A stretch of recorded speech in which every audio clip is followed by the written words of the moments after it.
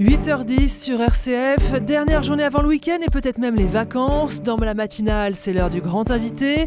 Alors que ce week-end, avec le passage à l'heure d'hiver, nous sommes appelés à avancer nos montres, l'association Habitat Humanisme propose de donner un sens à cette heure gagnée en faisant d'elle une heure solidaire, c'est-à-dire en donnant une heure de notre temps ou de nos revenus pour les plus fragiles, histoire de faire grandir la solidarité et peut-être même la sollicitude dans notre société. Habitat Humanisme, c'est une association qu'on connaît bien sur RCF avec le père Bernard Devers, une association qui agit depuis 30 ans pour aider les personnes en difficulté à trouver un logement et à se réinsérer. À cette occasion, nous recevons l'une des responsables d'Habitat Humanisme, Céline Beaujolin, bonjour. Bonjour. Vous êtes directrice générale de la Fédération Habitat Humanisme. Ça fait 3 ans que vous avez rejoint Habitat Humanisme. Ce n'est pas un engagement anodin. Non, je pense qu'on ne vient pas chez Habitat Humanisme par hasard, qu'on soit bénévole ou salarié. Moi, j'avoue que je suis très touchée par ce que dit Bernard Devers au travers de réconcilier l'humain et l'urbain. J'ai travaillé mes 10 premières années dans des logements, dans des grands logements d'habitat social en Ile-de-France. Je cherchais par là même une solution à cette relégation. Habitat Humanisme y répond différemment et c'est ça qui m'a interpellée, intéressée. J'ai passé aussi 10 ans de ma vie en tant que conseiller en stratégie. Là, c'est plutôt le côté comment réconcilier l'économique et le social et arriver à trouver une bonne équation. Voilà, Habitat Humanisme, ça rejoint tout ça. Après, comment est-ce qu'on arrive là? C'est aussi quand on rencontre Habitat Humanisme, moi j'ai été frappée par la richesse humaine qu'il y a dans cette équipe, qu'elle soit encore une fois bénévole ou salariée. C'est des gens qui ne sont pas là par hasard. C'est des gens qui souvent ont un passé, une histoire, une sagesse qui apportent énormément et ça c'est passionnant. Alors ce week-end, vous lancez donc l'heure solidaire. Honnêtement, en 1 heure, on peut vraiment faire bouger les choses? Ça va être un peu court pour éradiquer la précarité en France, on est bien d'accord. Non, l'enjeu, c'est au travers de cette heure, c'est de faire toucher du doigt des éléments de solution que nous, on pratique, parce que Habitat Humanisme, c'est d'abord et avant tout de l'action et des faiseurs. Voilà, ce qu'on propose aux gens, c'est de venir avec nous pendant 1 heure, pratiquer ça et comprendre comment est-ce qu'on peut faire avancer la lutte contre la précarité en France. Alors concrètement, qu'est-ce qu'on peut faire en 1 heure? En 1 heure, on peut vous rencontrer, c'est ça déjà? Non, pas nous. Enfin oui, nous aussi, mais surtout rencontrer les gens que l'on accompagne, donc les résidents, les locataires, au travers d'actions avec eux. Ce qu'on propose, c'est surtout ça, dans les 40 villes de France où il y a des choses. Alors ça peut être sportif, ça peut être culinaire, ça peut être culturel, mais c'est de passer du temps avec ces gens-là parce que nous, on apporte un toit, mais on apporte surtout du lien. Et dans la lutte contre la précarité et la réinsertion des personnes par le logement, il y a de recréer du lien. Donc c'est ça qu'on met en place, qu'on met en scène pendant 1 heure. Pour tout vous dire, ça dure en général un petit peu plus qu'1 heure dans la vraie vie, parce que quand on fait une fresque comme Ahmed Silla l'a fait avec les gens de la pension de famille de Nantes, ça prend un peu plus d'1 heure. Mais c'est ça, c'est de faire toucher du doigt la réalité du bénévolat et de l'accompagnement social. Vous avez cité l'humoriste Ahmed Silla, vous avez pas mal de people, de stars qui sont embarqués dans cette aventure de l'heure solidaire. Alors votre tableau de chasse, il est impressionnant. On peut citer Vincent Cassel, Stéphane Bern, Guy Roux, Albin de la Simone. Qu'est-ce qu'ils viennent chercher chez Habitat Humanisme? Je pense qu'ils sont touchés par la cause et je pense qu'ils ont apprécié, moi c'est le retour qu'on m'en fait, ils ont apprécié de se retrouver dans le bain, c'est-à-dire qu'à un moment donné aussi vivent une aventure comme n'importe quel bénévole peut le faire je sais que Vincent Cassel au travers de son cours auprès de jeunes, des lectures de contes aussi qu'a pu faire Isabelle Carré, voilà, c'est des choses qui les touchent eux-mêmes dans leur humanité, je pense que c'est ça qu'ils viennent chercher. Céline Beaujolin, la question du lien qu'on peut avoir avec les plus pauvres, les plus fragiles, c'est une question primordiale? C'est une question face. Une fois que vous avez un toit, et ça c'est quand même ce qu'apporte Habitat Humanisme en premier, et la question c'est comment vous vous reconstruisez, et c'est au travers du lien que nous on travaille cet élément-là.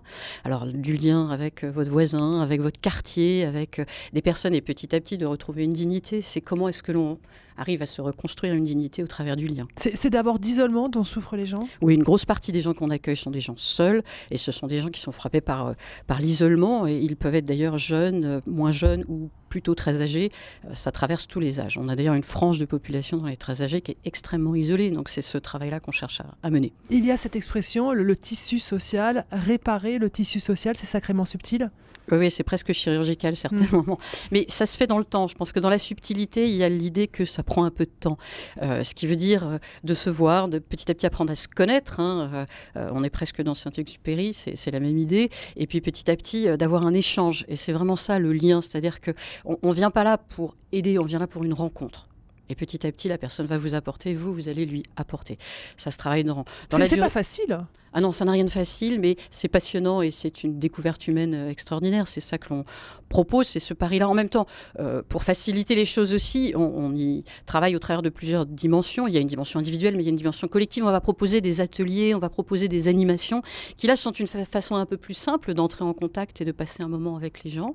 Voilà, les bénévoles, ils sont soit effectivement dans l'accompagnement individuel, soit au travers d'animations ou de choses, quelque chose d'un peu plus facile d'accès. Concrètement, Céline Beaujolin, pour participer à l'heure solidaire, on va sur le site d'Habitat Humanisme et il y a plein de choses qui sont proposées, on s'inscrit, c'est très simple. Oui, on s'inscrit, c'est très simple. Il y a une quarantaine de villes qui proposent quelque chose. Après, si vous ne l'avez pas aussi cette heure-là, c'est pas le bon moment pour vous. Vous nous l'indiquez sur le site et puis on vous rappellera pour vous proposer autre chose. C'est aussi pour nous une extraordinaire temps pour se faire connaître et trouver des bénévoles parce que actuellement, on est une association qui grandit vite, qui se développe beaucoup.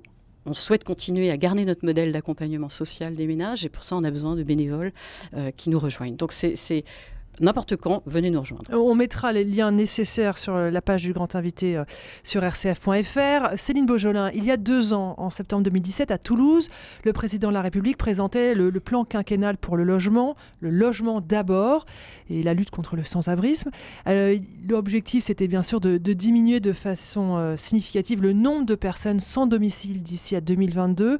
Alors la notion de logement d'abord, ça fait partie de vos convictions, j'allais dire même de vos gènes chez Habitat Humanisme. C'est ça, c'est dans notre ADN. C'est-à-dire que quand nous, on a découvert un peu, mais on a été dans les groupes de discussion sur la préparation du logement d'abord, on s'est tout de suite dit, mais c'est exactement ce qu'on fait depuis 30 ans. Enfin, on y est complètement.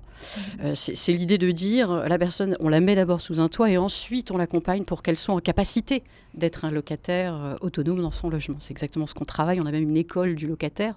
Une école du locataire ? Oui, il y a même une école du locataire. C'est-à-dire pour apprendre à payer son loyer, à entretenir son logement, pour apprendre à être un locataire. Parce qu'on récupère des gens qui n'ont pas ce vécu-là ou qui ont peut-être d'ailleurs des freins sur cette... voilà. Donc c'est la manière de les accompagner, y compris là-dessus.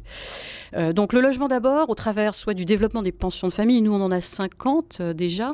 Là, on en a une vingtaine en projet. Avant de parler des pensions de famille et de vos différents projets, dans la réinsertion, tout commence par avoir un chez-soi. Voilà, c'est ça l'idée du logement d'abord. Pardon, vous avez raison de me reprendre, mais c'est l'idée de dire on ne va pas mettre un certain nombre de barrières ou d'esprit en escalier, de se dire qu'il faut avoir acquis un certain nombre de choses avant d'avoir le logement. On met dans le logement. Et le fait de mettre dans le logement, ça induit tout de suite une évolution de la personne. Et c'est le pari qu'on fait. Voilà. Après, ça suppose un accompagnement et on est là pour ça. Mais on ne met pas les prérequis avant, c'est ça l'idée. On fait confiance, on donne une chance. Vous faites confiance ? Ah, mais tout de suite, c'est évident. Enfin, c'est ça la base. Céline Beaujolin, est-ce qu'on peut rappeler les chiffres du mal-logement en France ? Alors, les chiffres du mal-logement en France, on dit souvent qu'il y a 4 millions de personnes sous le seuil de pauvreté et il y a 900 000 personnes qui n'ont pas de situation de logement. Voilà, c'est à peu près ça. Et 200 000 SDF, c'est à peu près les masses. Donner un logement pour tous, c'est un défi gigantesque ou c'est un objectif atteignable ? Les deux, mon capitaine ? Ouais, c'est un peu plus complexe que ça, la réponse, je pense. Il y a plusieurs... Non, je pense que c'est atteignable, mais ça prend évidemment un petit peu de temps parce qu'il faut produire, même si nous, on a aussi une manière de capter du logement qui est de faire appel à la volonté des propriétaires solidaires. Ça, c'est un levier extraordinaire. C'est-à-dire, si les gens peuvent mettre à disposition un logement que nous, on loue à des personnes, ça va beaucoup plus vite que de produire. Donc, il y a quand même des leviers et c'est beaucoup une question de stratégie et de politique et de volonté. C'est si compliqué. Moi, ça fait 20 ans maintenant que je suis journaliste, 20 ans que je fais des émissions sur la question du mal logement en France. On a l'impression qu'on s'en sort pas. Pourquoi est-ce qu'on n'avance pas ? Il y a une question quand même, un nœud important, c'est la question du foncier. Enfin, c'est compliqué effectivement de produire du logement à bas prix en France aujourd'hui et c'est de plus en plus compliqué. Donc ça, c'est un élément de réalité. Donc il faut trouver d'autres manières d'y aller. Le propriétaire solidaire en est une, ou alors la maîtrise du foncier en est une également. Là-dessus, je pense qu'on pourrait faire beaucoup plus que ce qu'on fait aujourd'hui. Donc après, ça rencontre et ça percute d'autres logiques économiques. Et c'est là où il y a une question de politique et d'équilibre à trouver. Elle est là. Le nœud du problème, il est sur le foncier. Alors, on cherche sans arrêt des solutions. L'accès au foncier qui est trop compliqué, trop cher. Qui est trop cher, qui est globalement trop cher et qui est souvent pas maîtrisé par la puissance publique. Donc ça veut dire que ça suppose à chaque fois d'aller négocier. On est en concurrence avec du privé. Enfin, quand on construit un logement très social loué à moins de 6 € du mètre carré, on est en concurrence avec des promoteurs privés. C'est ça la réalité. Est-ce que, à votre avis, le gouvernement a pris vraiment la mesure de l'ampleur du problème ? Alors il a pris la mesure, mais après pour y répondre, est-ce que c'est... Voilà, il a pris la mesure. Je trouve que le logement d'abord notamment est une manière, en tout cas nous dans lequel on se reconnaît et que on a très envie d'accompagner, mais il y a une question d'échelle. Je pense que l'enjeu il est plutôt là, c'est le changement d'échelle par rapport à la solution. Et donc pour vous, il faut que le gouvernement travaille sur cette question du foncier, c'est ça la priorité ? Il faut qu'elle donne accès effectivement plus facilement au foncier à des prix abordables, et puis qu'elle en fasse sa politique et sa volonté. Alors au travers de la loi Elan et notamment des objectifs chiffrés, c'est intéressant, mais on pourrait aller plus loin de toute évidence. Alors aujourd'hui, chez Habitat Humanisme, quelles sont les solutions que vous proposez ? Vous avez commencé à évoquer tout à l'heure les pensions de famille. Oui, alors on a un peu plus de 8400 logements aujourd'hui. Le gros, c'est un logement disséminé dans une copropriété en cœur de ville. On en a à Paris, on en a à Lyon, on en a un peu partout. C'est ça l'idée, d'avoir un logement standard où vous et moi, on habite. Vous n'allez pas faire du logement très social dans les quartiers des gens en difficulté ? Ah, pas du tout. C'est justement ce qu'on ne fait pas. C'est-à-dire qu'on va dans des quartiers exclusivement équilibrés. Voilà. Donc ça, c'est le standard. Après, on a d'autres manières d'aborder la question du logement très social parce que le public est lui-même assez varié. On essaye de s'adapter à ça. Donc on a ce qu'on appelle les pensions de famille qui là sont pour des publics assez abîmés. Une pension de famille, c'est 20 logements, 21. Donc chacun a son logement. Ça, c'est un élément important, mais après il y a des parties communes, il y a des espaces communs, il y a de quoi manger ensemble tout autour d'une grande table et de cuisiner, il y a de quoi discuter, faire un jeu ensemble autour d'un salon, il y a de quoi d'avoir de l'activité, et puis il y a une équipe bénévole salariée qui anime et qui accompagne les gens. Voilà. Et il n'y a pas d'enjeu de parcours résidentiel de ce public, c'est-à-dire qu'il s'installe là et il peut y rester, y compris jusqu'à la fin de ses jours.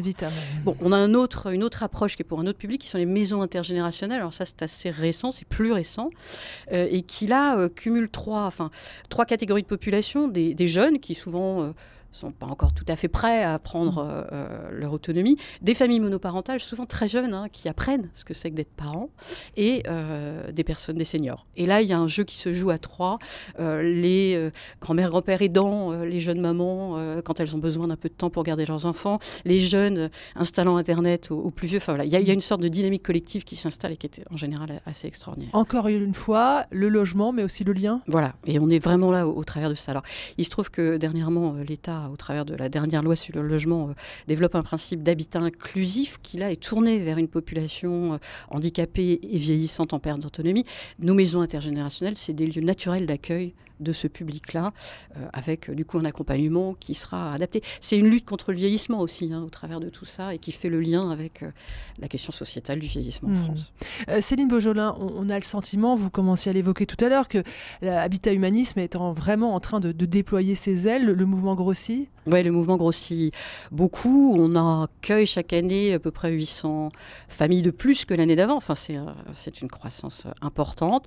Les besoins sont évidemment là. Après, c'est la question, encore une fois, de comment est-ce qu'on s'organise pour arriver à y répondre. On est un mouvement qui, je crois, répond assez bien. Et puis, on évolue aussi, nous, pour nous adapter. Alors, ce qui veut dire, effectivement, cette croissance, ça veut dire qu'on a besoin de bénévoles, on a besoin de... Les défis, c'est renforcer les équipes. Nous. Et ce qui rejoint l'enjeu de l'heure solidaire pour nous, c'est cet enjeu de notoriété, de se faire connaître, de donner envie à des gens de nous rejoindre et de poursuivre l'aventure avec nous pour faire plus. Céline Beaujolin, je voudrais qu'on revienne sur les personnes qui bénéficient de votre engagement, de votre service. Qu'est-ce qui vous frappe quand vous les rencontrez ? Ce qui frappe quand on les rencontre... C'est de plus en plus difficile aujourd'hui Non, mais je pense que ce qu'elles apprécient chez nous, c'est la dimension aussi de... les résidents apprécient de rencontrer des bénévoles et des salariés, mais des bénévoles aussi parce que ces gens ne sont pas payés pour les aider. Il y a aussi cette dimension-là. C'est-à-dire que c'est des gens qui souvent ont eu plein d'accompagnants professionnels, etc., qui n'ont pas forcément trouvé de solution via ça. Là, on leur dit, écoutez, prenons le temps, apprenons à nous connaître, soyons donc quelque chose d'un peu décalé par rapport à des objectifs à atteindre systématiquement, même si on ne les perd pas de vue, et on fait du sur-mesure par rapport à eux et on prend le temps de s'adapter à eux. Je pense que c'est Généralement, ça. Comment ils en sont arrivés là ? Oula, il y a plein d'histoires, mais en tout cas sur les familles monoparentales, c'est clairement des accidents de vie. Enfin, c'est des ruptures, c'est des séparations, des femmes qui partent avec leur enfant seul, qui claquent la porte. C'est vraiment ça. Donc on les récupère dans cette situation-là. Après, ça peut être des gens qui depuis des années vivent dans l'isolement. Donc là, il y a tout un travail dans la durée de reprise de confiance. C'est des situations extrêmement différentes. Il y a aussi pas mal de jeunes. Moi, je suis assez surprise. On accueille beaucoup de jeunes qui Pour vous, il y a une responsabilité de la société qui n'a pas su être présente aux côtés de ces personnes? C'est évident qu'il y a des échecs derrière tout ça. Maintenant, est-ce que la société, notamment l'État, doit répondre à tout? Je ne sais pas, mais c'est sûr qu'Habitat Humanisme fait partie du filet social extraordinaire qui existe en France. Ça, c'est un des éléments qui répond à des catégories de population auxquelles, par exemple, le logement social ne sait pas répondre, etc. Enfin, on est là sur, effectivement, un segment, entre guillemets, qui n'est pas très bien couvert aujourd'hui. C'est pour ça que vous avez besoin de plus de monde et c'est pour ça que vous lancez l'heure solidaire ce week-end. C'est pour proposer à des gens de nous rejoindre et de poursuivre l'aventure avec nous. Voilà. Merci beaucoup Céline Beaujean d'avoir été la grande invitée de notre matinale. On rappelle ce principe de l'heure solidaire. Donc on va gagner une heure ce week-end. Qu'est-ce qu'on en fait? Eh bien, on peut peut-être la donner à Habitat Humanisme pour aller à la rencontre de ces personnes fragiles. Pour ça, c'est très simple. On se rend sur le site d'Habitat Humanisme, on s'inscrit et on donne une heure de son temps ou si on n'a pas de temps, on peut donner une heure de ses revenus. Ça peut aussi marcher. Merci beaucoup, Céline Beaujolin. Je rappelle que vous êtes la responsable de la Fédération Habitat Humanisme. C'est comme ça qu'on dit? Les directrices générales, c'est Directrice générale, c'est pareil. Merci beaucoup. Merci beaucoup. Et puis, bonne heure solidaire à toutes.